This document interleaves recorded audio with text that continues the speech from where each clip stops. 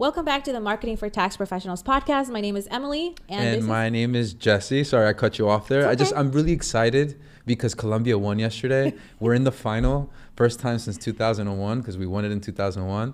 But it's been a long time. So it's about time. It's about time. And I'm excited. It is against Argentina, so that can get a little complicated because they're very good. But I'm pretty The worry face. I know. I'm pretty confident in my team. So we'll see. Okay. We're praying. We're praying that you guys win. Yeah. Well, I'm excited because today we're going to be talking about educating your audience and using different types of content to do so, specifically webinars, blogs, and online courses. And I might actually riff on other types of content because this is my jam. Yeah, okay, she loves this stuff. She loves it. Yes, I do the content strategy here, so Okay. I this is why I love it. Okay, I love it. I take that over. Okay, so let's talk about educating your audience. Why is that important? You take it from there, and then I'll kind of just jump in. Okay. Why is it important to educate your audience? Well, obviously, you want to make sure that you're creating resources that cater to the problems that they're having, right? You do want to be that solution for them. And, oftentimes they'll have, a lot of questions that they may not find online, they may not find elsewhere. And so being that person that can be that thought leader in that space for them, I think is important to start to, again, one, separate yourself from the pack, right? Yeah. And they need to be able to engage with you, learn from you, so that they can consume your content, that free game that we always talk about, and then create these almost like these minions that are constantly following what you do. Yeah. Because if you think about the digital marketers that we follow, because we're always learning, we have to always be learning. They'll share free game for 3-4 months, not really ask for anything. They'll say, hey, DM me this and you'll get the free guide for this, or try this in your next Facebook ads approach, or try this in your next organic approach. The more that we're learning, the more we start to add some of these things into our processes. And then when they say, hey, we've created this paid course so that you can do this, this, and this at an accelerated rate, it's a no-brainer. Take my money. Yeah. Just take it. And so I think it's important to start to create that kind of following. And it all starts with educating your audience the right way. So we had, I'm going to tell you a little bit of a story. From marketing, we actually have to work with our sales team, right? It's sales and marketing. We're together, right? And a lot of times what happens with sales teams, and I want you guys to kind of think about this from your standpoint. You guys are probably the ones doing the selling right now, but just pretend you have a sales team. A person doesn't buy typically right off the bat. Okay, they're not gonna buy, they don't wake up today and say, oh, today I'm just gonna go ahead and invest on, getting my taxes done. It doesn't really work that way. Unless maybe you're like, oh, look, I got, I'm missing eggs in my refrigerator, so I'm gonna go buy eggs. That is different, right? It's a different type of buyer behavior. But most of the time, people don't buy right off the top, right? And so what happens with sales teams is that if the marketing is not doing the right job, the leads come in and the sales team calls once, and then there is no follow-up. They might do phone calls, right? They might do oh, every 2 or 3 days I'm calling this lead because this lead, filled out their information on your form or whatever. But once you get into the conversation, that person might not even actually buy at the end of the day. So how does marketing help that process, right? And this is where content actually comes into play. This is the key role for educational content. If you have educational content happening or being published on a consistent basis, the people that actually, filled out the form on the ad or on the website are also going to be following you on social media, are also going to be inside your email newsletter.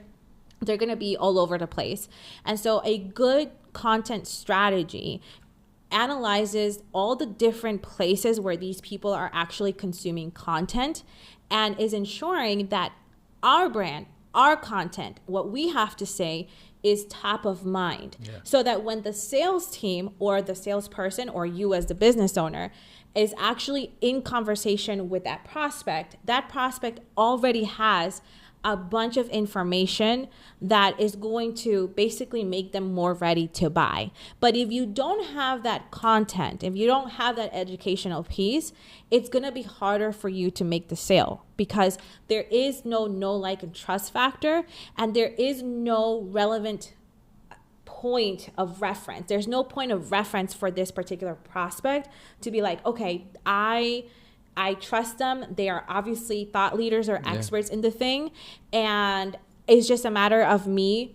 Almost it gets to a point, if you're a good marketer, if you're doing a really great job with content marketing, it's like, do I like the salesperson's personality or not? Like, oh, I am on the phone with Emily, and Emily's voice, I like it. And so I'm just going to buy the thing, because I already knew I was going to buy the thing, because the content that they have been sending to me is so good that I don't need a further explanation of the benefits and the features of the thing, of the service that I'm providing.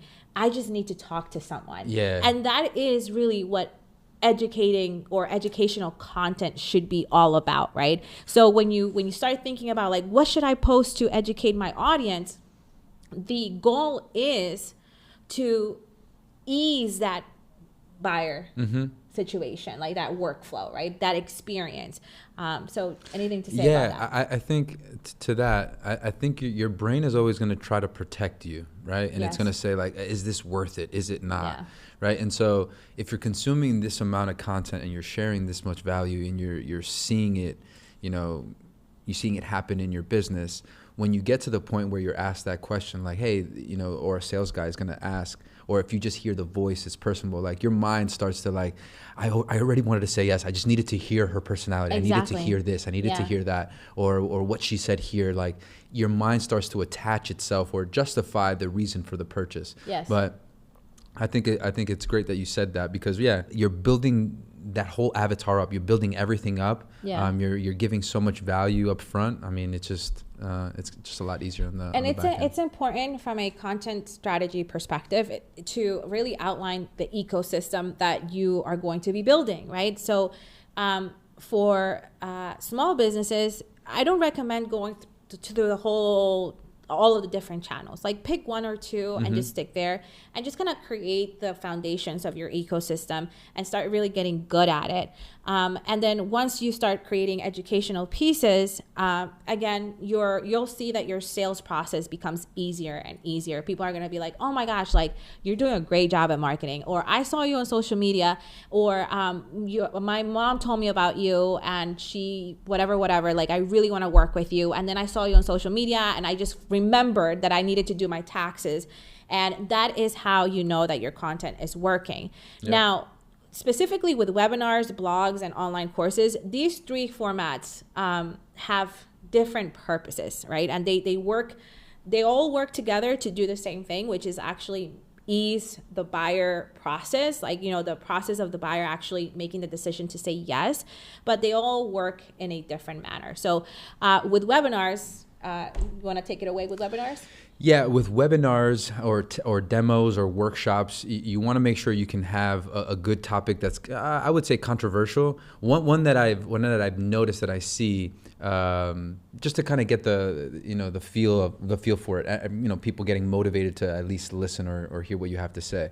A lot of the times, well, especially in the U.S., business owners are the ones that have the most advantages when it comes to tax benefits. Not so much W-2 earners. Yes. Right? Yeah. They lack some of those the incentives.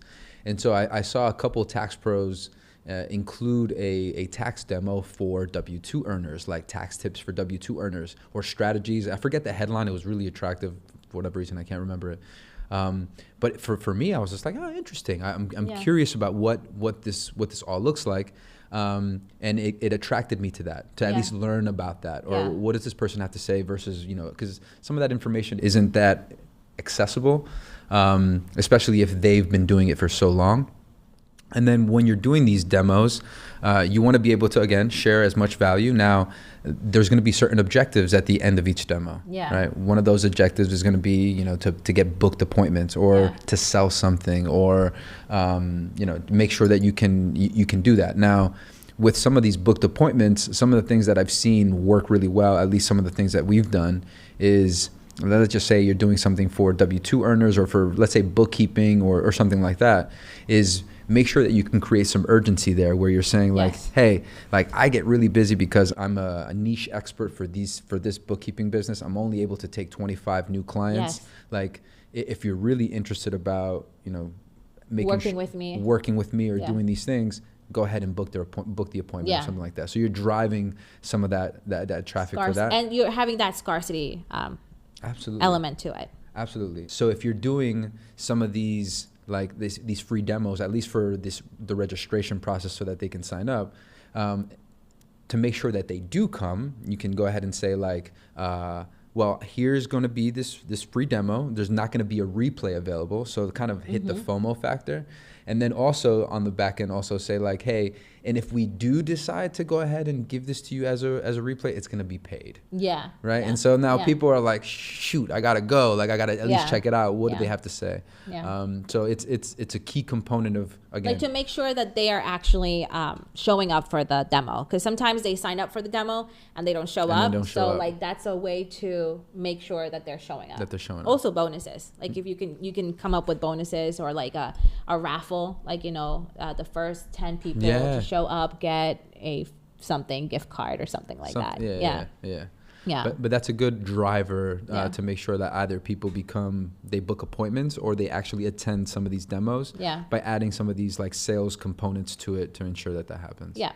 So the purpose of webinars or demos is twofold. Number one is to generate leads, because typically what you're going to want to do with those is that you want to have like a registration form so that they can RSVP to the actual webinar, right? So now you have the ability to generate more leads, grow your lead bank. So now you're growing your pipeline, right? But the second goal for webinars is to, Jesse's point, is to actually sell something or get them into a meeting with you or a phone call, right? Depending on how your sales process goes, you know, you'll have to decide at that point, what does that look like? But the good or the cool part about webinars is that it's a piece of content that is long format, right? So because you have to have, you're going to be speaking there for anywhere from 15 minutes probably to an hour. But it really drives home that you are a thought leader and an expert, because the content in a webinar is meant to like really showcase your expertise, right? It's kind of like giving them a behind the scenes look in terms of like how it would be if you were their tax pro, right? So just keep that in mind when you decide to launch a webinar, that this has to be very, like, the meat and potatoes of what you are needs to be presented inside a webinar, versus blogs, where blogs are not really, should not be gated. Sometimes they're gated, but blogs are typically not gated, meaning you don't really generate leads straight from a blog. You might have a call to action inside a blog where it says like, and grab a free PDF that actually expands on the blog. But typically blogs are not gated.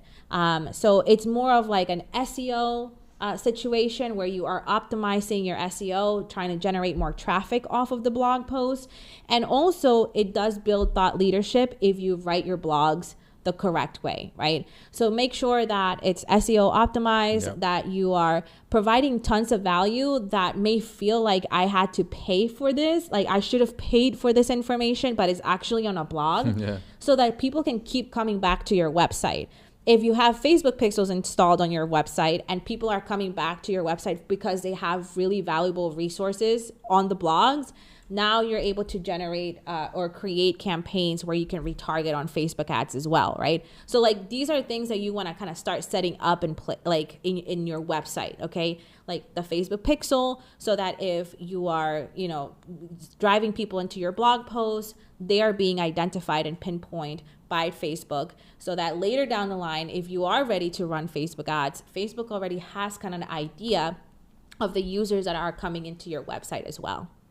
Yeah, one thing I wanted to add for the webinar piece, especially for softwares like Demio, you only have to do it once. Oh yeah, so you have this automated piece, like you do it really well, and then once the lead comes in from the ad, then it kind of comes into the registration page, and then it'll show the availability of when the next webinar is, but you don't have to be there, right? And it does a really good job of like, especially on the comments and the things like that, it looks like it's in real time, but it's not. Yes. So you can have this run on autopilot and make sure that, make sure you deliver a really good one. And once you do get a really good presentation, just have that run. Yes, I love that. But a lot of experts that do webinars, they do recommend that you do at least 100 live webinars before you actually automate this thing. And I totally agree with that, because your tone of voice, what you actually add into the webinar, can actually make or break the webinar in terms of like the kind of results that you're looking for. So if you are trying to sell at the end, like try to repeat this as much as possible. Yeah. You got to experiment with that stuff. Yeah. Share it with some family members. See what they think. Like, did it sound engaging? Would you buy at the end? Like, so definitely experiment with that. And then online courses is a different type of format of content. Can you elaborate a little bit on online courses? Online courses. Well, there's one experience in particular, especially with tax preparers who kind of want to enter more of a different space. And that space is kind of selling tax software, which I find really interesting. Okay. Now, it's not as simple as, just selling tax software to a new lead that comes in, right? It's more of like, okay, I have to tie that into something else. And part of that is a tax preparation course. Yeah. Right. So you're starting to see some tax preparers who are venturing more into this tax prep area. Course with the software added to the actual course. Of course. So part of that tax prep course is going to be like, how do you get your EFIN? Like how do you navigate e-services on the IRS website? Then like, hey, how do I get to my first 100 customers? So are you talking about tax pros teaching tax pros, or tax pros teaching consumers? Tax pros teaching consumers how to be tax pros. Interesting. So it's like a make an additional, it's another source of income. Yeah. Got it. And part of that for whoever's interested in those kind of things, it's creating certain ads like, if you're tired of your 9 to 5, right? Or something like that. The people who are working jobs that don't have like the financial freedom that being tax preparation does, the monetary compensation, like you can make some really, really good money as a tax professional if you're, one of the good ones. So there's a lot of ad drivers that you can start to kind of position. One that worked really well was college students, like, oh yeah, of course. Because when you're in college, you're like, broke. Not only are you broke, but you really, for a majority of people, they don't really know what they're going to do for the rest of their life. Yeah. Like they haven't tried. Maybe you're broke. So you kind of like want to make more money. They haven't tried a lot of things, and so one of those things can be, financial literacy, tax preparation, and start to enter some of those things. Run some ads within college campuses, which I think would be cool. But then creating a course around that, like, again, do some of those modules, how to navigate e-services, how to, get your basically EFIN. Set it all up. And then one of those is going to be, how do I get the tax software? Yeah. Right. And then start to kind of add some of those components in there, and then go from there. I love it. Okay. So do you want to add anything else in regards to how to like create those online courses? Like, where do you host that? Like, how do you do all of that? So there's a couple of different options that you can do. One that you can do on our side, because we offer that as well, where you can create these courses and we can guide you into, how to best position yourself on there, making sure that, that they have a client kind of login, member login, where they can go to a platform where they can access all these modules. Like more than that, it's like, how do we set this up? What do they want to see? Do you have to be on video? What kind of video do I do? Like, what kind of resources do I attach to each module? Yeah. Like, do I have a transcript in case people just want to read it versus watch me on video? Yeah. So think about those components in terms of setting it up. Like, what is the best way to teach this thing? Yeah. Is it through a PDF? Is it through video? Is it like, there's some people out there that sell courses that are strictly audio files? Yeah. And so I paid a lot of money for stuff like that, but they're good. If you're a good teacher and you know what you're saying, like, I believe it doesn't really matter. Like, the format doesn't really matter as long as you're actually giving, again, the meat and potatoes, right? So like, make sure that you are giving something of value that people can actually take action on and get some quick results. Yeah, one that I love that I find a lot of value in, and you mentioned Hormozy. If you go to quick little side piece like acquisition.com. He has some free. He has a lot of free videos, but he'll go on a whiteboard. He'll kind of detail it out. He'll go step by step. And so it's an engaging form of content that you can start to do, which, you know, we would say like to incorporate within what that course looks like. More live videos going into the IRS website. How do you do this? You navigate here, because some people, they want to have that visual where it's like, oh, I clicked on this, and you click on this, and you click on that, as opposed to kind of like a, I don't know, like a written, something written. Or so we'll guide you based on that. We've worked with a lot of tax professionals who have created courses that are. And where would we guide you at? Because I mean, this is part of what exactly? I love that you just pointed that out. So we're coming out with something really exciting for tax professionals. It's called Refundo Academy, and we essentially pinpoint certain aspects of your business. We break it down into 3 pillars, one being marketing, one being sales, and one being operations. And so part of the, I guess, tax preparation course would fall into kind of the marketing bit as well as the sales bit, just to make sure that you're doing it the right way. So we'll provide you all the tools to ensure that you're growing your business from a tax prep side, and then if you want to venture out more into the software side as well, we'll make sure to equip you with that as well. Yeah, so Refundo Academy is basically a growth engine that was built on top of 20 years of experience in the industry. We're bringing in not just us as marketing experts, but we're bringing world-class experts in operations and sales, and the 3 pillars that we understand are what is needed to actually go to the next level. And we're really excited for Refundo Academy. It is coming. We'll put the link below so that you can sign up for the wait list. But once it does come out, we will have limited spots available because it's going to be our beta cohort. So just make sure that you sign up if you're interested in learning more about that and saying, you know what, I think I got my operations down, but like my sales and marketing need more optimization, or I'm great at getting clients and leads, but I think I could be better at scaling my business if I had the SOPs, if I knew how to delegate, or if I'm having trouble with my team and like hiring out the right people. Just sign up for the wait list, and we're really excited for it. But in the meantime, make sure that you join our Facebook group, because we do have workshops that we're planning to host in there as well. It's not just Jesse and I. We also have our success coach there as well, who will be able to, you know, answer any questions and also ask you a few in terms of like where you are in business.